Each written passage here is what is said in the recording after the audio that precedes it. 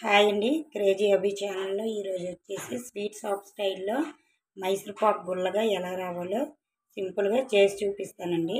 ముందుగా ఒక బౌల్ తీసుకోవాలి, అందులో ఆయిల్ వేసుకుందామండి, అదే నెయ్యి వేసుకుందాం.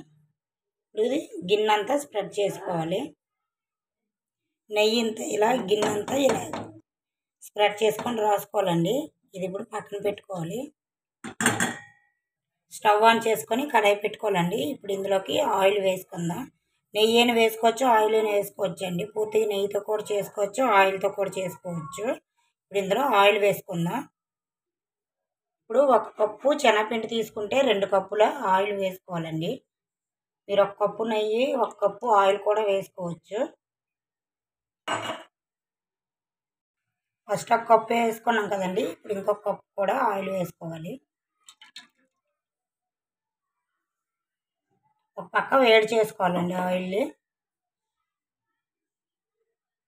ఇంకో పక్క కూడా కడాయి పెట్టుకోవాలండి. ఇలా మందంగా ఉండి కడాయి పెట్టుకుంటే మనకి బాగుంటుందండి ఇందులో చేయడానికి.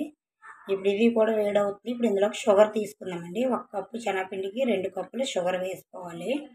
సేమ్ ఆయిల్ ఎలా వేసుకున్నామో షుగర్ కూడా అలాగే వేసుకోవాలి. ఇలా స్టవ్ ఆన్ చేసుకున్నాం కదండి, కడాయి పెట్టుకున్నాం కదా, ఇప్పుడు పంచదార వేసుకుందాం. 1 కప్పు వాటర్ వేసుకోవాలండి.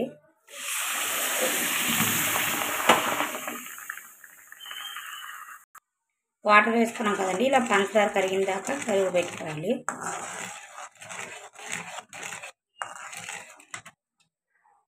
పాకం ఇలా వస్తుంది కదండి, కొద్దిగా తీగ పాకం వచ్చిన దాకా పాకం చేసుకోవాలి.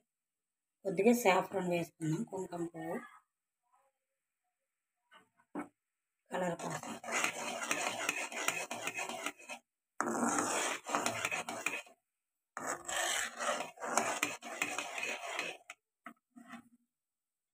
వండి పాకం రెడీ అయిపోయింది. ఇలా తీగ పాకం తీసుకోవాలండి. అప్పుడు మనకు పర్ఫెక్ట్గా మైసూర్ పాకం రెడీ అయిపోద్ది. చూసారు కదా, ఇలా తీగ పాకం ఇలా రావాలి. ఇందులోకి కప్పు శనగపిండి వేసుకొని ఉండలు లేకుండా కలుపుకోవాలండి. ఇలా శనగపిండి వేసుకొని ఉండలు లేకుండా మొత్తం మిక్స్ చేసుకోవాలండి. సింపుల్గా టేస్టీగా చేసుకోవచ్చండి స్వీట్ షాప్ స్టైల్లోనే. ఉండలు లేకుండా ఇలా తిప్పుకుంటూ కలుపుకోవాలండి. ఇలాగా చూసారు అంత సాఫ్ట్గా ఉందో.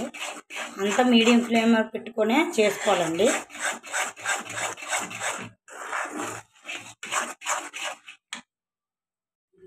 ఇలా కలుపుకుంటూ ఒక 2-3 మినిట్స్ ఇలా కలుపుకుంటూ చేసుకోవాలండి. ఇప్పుడు ఇది ఉడికొస్తుంది కదండి, ఉడుకుతుంది కదా.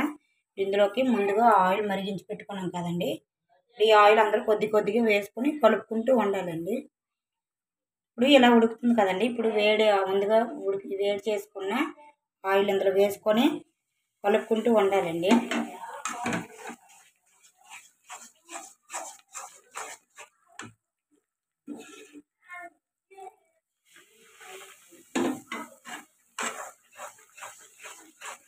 బాగా కలిసేలాగా కలుపుకుంటూ ఉండాలండి. అప్పుడే మనకి గుల్లగా చాలా బాగా వస్తుంది.